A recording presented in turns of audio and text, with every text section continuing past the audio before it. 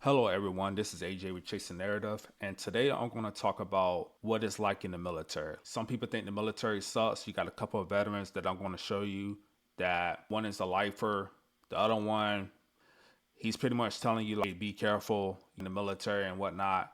So, we're going to go over these videos and I'm going to talk about my experiences as well. But it's pretty much like whatever you make it. Any type of field you get into, you're going to have your good days and your bad days. But let's get into the videos. Military sucks. The military does a good job marketing themselves with movies, commercials, advertisements. You go to boot camp, get trained, learn your job, be able to travel and do cool things around the world. Which it's true, but that's more so 10%, 20%, but the 80% are some of the things that they don't want to show you. The difficult I was saying, I would say going to travel the world, I would say that's more, it really depends on the person. Like for me, that was more like 50% because I had never been out of the country prior to joining the military. And I had only been to like 3 or 4 states prior to joining the military. So one of my biggest things was if I knew I was going to be a lifer, to do 3 to 4 years at each duty station and then move on. And total, I was at 7 to 8 duty stations because I actually wanted to travel. But I would say for me, that was more like 50%. To someone that just want to be located at one duty station, it'll probably be maybe 20%, but it really depends on the person. day-to-day work. And that gap in between is what creates the frustration. My recruiter lied to me. The military sucks. It's not what I expected to be. Ever hear of that? So I do agree with him with that. A lot of times recruiters will tell you, oh, your military is great. It's just going to be awesome. And don't get me wrong, it will change your life. But at the same time, I used to tell my applicants, like, hey, you're going to have your good days and your bad days. Sometimes you're going to hate that Sergeant Blackman, your recruiter, put you in the army. What the hell did I get myself into? But you'll have more good days than bad days. So I think a lot of recruiters leave that out as far as the bad days and what to expect, because a lot of times you think you're going into something that is just going to be not necessarily easy, but that you're not going to deal with any toxic leadership, that you're not going to deal with any setbacks, any adversity. You will deal with that. But if you're mentally prepared before shipping out to basic training, then you'll be better off as a soldier. I personally believe the military should be more transparent. We should set up our future service members with better expectations. At the end of the day, we are playing with their lives. We are contractually obligating X amount of years of their lives to the service. So we need to have more conversations like this so we can best help other people make the most educated decision possible. I definitely agree with him, but at the same time, that's where the recruiters come into play. Recruiters are the face of the army. Like, first NCO you're going to meet is going to be a recruiter. So, in my opinion, I think it's the recruiter's responsibility to tell you guys how it's going to be before signing your contract. Because, again, you will, if you go to your duty station and your recruiter is telling you, like, hey, everything's going to be great all the time, and then you deal with a setback, you're going to hate that recruiter and you're just going to despise recruiters in general. So again, you want to meet a recruiter that's just going to be real about everything. And also too, when you go to a recruiting station, you talk to a recruiter, don't be shallow. Ask that person questions. You guys got the advantage now because now you have social media. So you guys are able to do your research before going to a recruiting station. So it's okay to ask questions. So we're going to get into the next video. Military push y'all into an even worse situation when you get out. Let me tell you something. The grass is only greener on the other side if you plant the seeds while you in. A lot of y'all ain't got no money saved up. Y'all ain't in nobody's school. I ask y'all why y'all getting out. You talking about toxic leadership as if that shit just disappears when you get out. And Now, I'm not going to lie. I wound up doing 20 years in the Army, but I really wanted to get out of the Army my first contract because my first supply sergeant, she was toxic. I couldn't stand her. And it had gotten to the point that I wanted to get out, to the point that I had gotten stop loss and I had to deploy on my second deployment to Iraq. So I didn't make that decision to re-enlist until I was 3 months out from returning back to the States. But toxic leadership will, to me, it will make you want to get out. But at the same time, you want to set yourself up with mentors. You want to be able to not judge your duty station. Because if it's your first duty station, they always tell you don't judge your first duty station. But my second duty station was a lot worse. But with that being said, you definitely want to be able to, if you're dealing with toxic leadership, if you're dealing with adversity, you're dealing with any setbacks, you want to be able to push that aside and make an educational decision, because at the end of the day, like he said, you might not have any money saved. You want to get everything out of the military before you get out, because if you don't, you might get some disability, but disability money is only going to take you so far. So you definitely want to get your like college degree. You definitely want to get all the certifications you can get. You want to take everything out of the military and get everything out of them, because at the end of the day, the military is going to get everything out of you. Then I asked, what you doing when you get out? You talking about I'm gonna stay at my auntie house and my uncle, brother, stepdaughter, cousin on his daddy's side gonna give me a job? Like, what are you talking about? And trust me, I'm an advocate for anybody who plans on getting out. My biggest video on this platform is me breaking down why my generation should not join the military and do 20 years. But that's only if you have a plan. Most of y'all done sat up, collected a paycheck.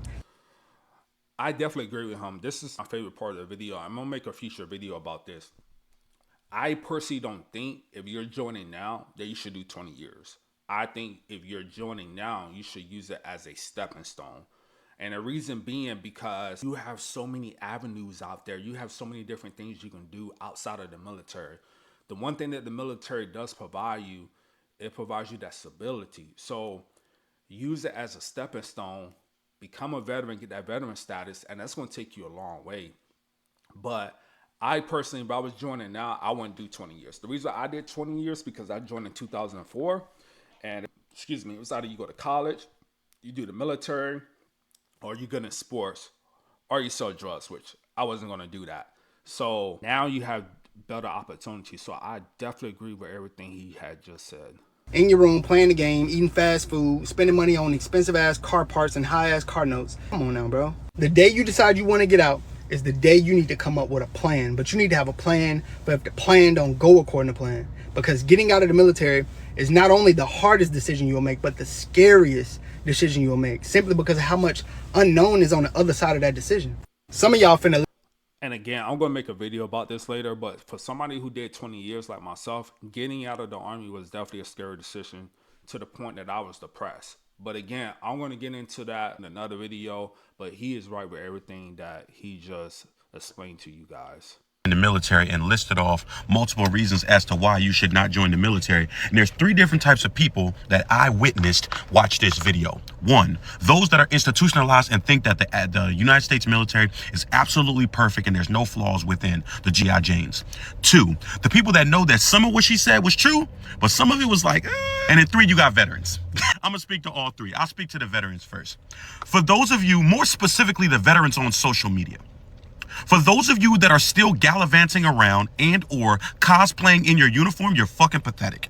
Now, I will never say anything about your service, but you're pathetic. Why the fuck are you putting your uniform on to make a video and you're a fucking veteran?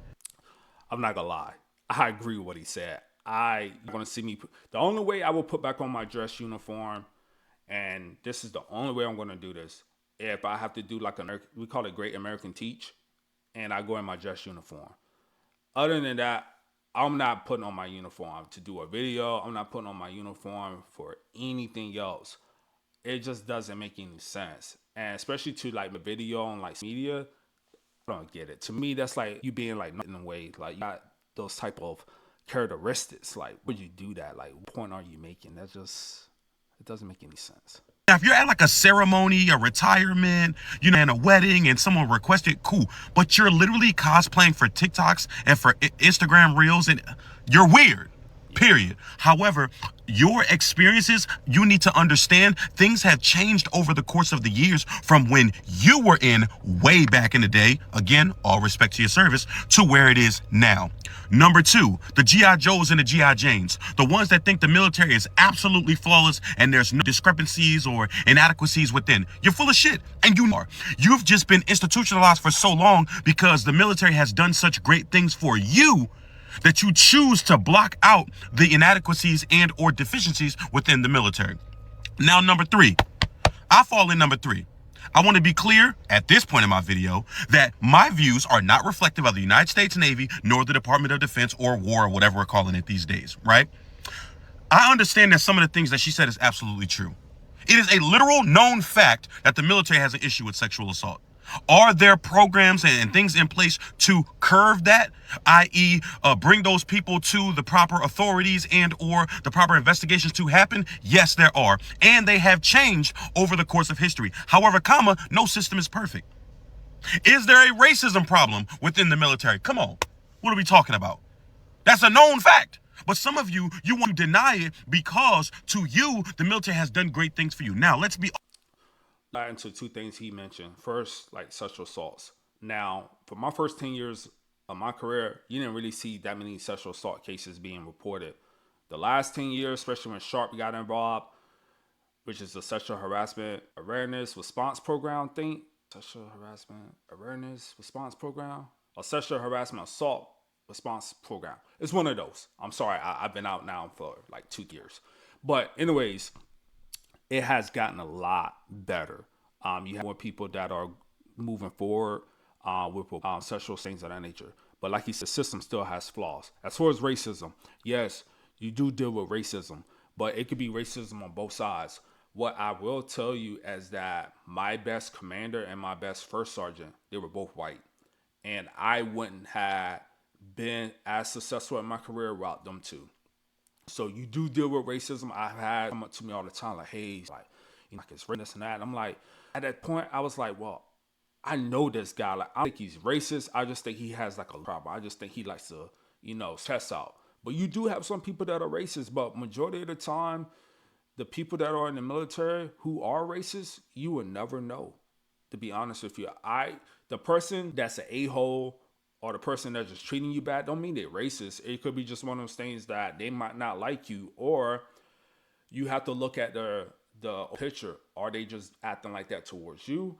Or are they acting like that towards everyone else as well? Because if they acting like that towards the whole platoon or the whole squad, then they're not racist. It's just that person is a toxic leader, or that could have a story saying, hey, this is the reason why I'm treating them a certain way. So there's always 3 sides to a story. But he is right. Racism does, it's happening in the military. I've seen it.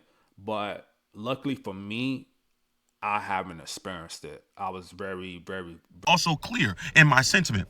The military can very well be a cheat code for life. I'm talking about healthcare. I'm talking about a consistent paycheck. I'm talking about housing. I'm talking about dental. I'm talking about college for your kids, college for you. You feel me? Because my thought process has always been, if the military gonna work the hell out of me, I'm gonna work the hell out the military. Some of you've caught up in your mind that, oh, the military's this, military's that you can't acknowledge that there are inadequacies within. Now, let's also be very clear. Me personally, I believe that everyone has a right to choose. If you ask me, I think now is a real interesting time to be joining the military. I'm going to keep it a buck with you. I've been in for 10 years. My oldest brother did 22 in the Army. My second oldest brother has 14 in the Army. My third oldest brother, I believe, has 16. My uncle did 16 in the Air Force. My grandfather was in the Navy. Military service runs in my family, right? But you got to understand that there are inadequacies within. And when people say don't join the military because of X, Y, and Z, that's their lived experience. Many of you are completely... That's true. He's absolutely right. But also, too, you got to watch out who you listen to. Like, you might have people who had never served that's telling you, hey, don't join the military. Like the first guy, I don't know if he served before or still in, but let's say he's not. He's telling people not to join the military, and this is the reasons why. Some of his points were valid, but he never served. And again, I'm just going off the fact that I think he hasn't served. I don't know if he did or not.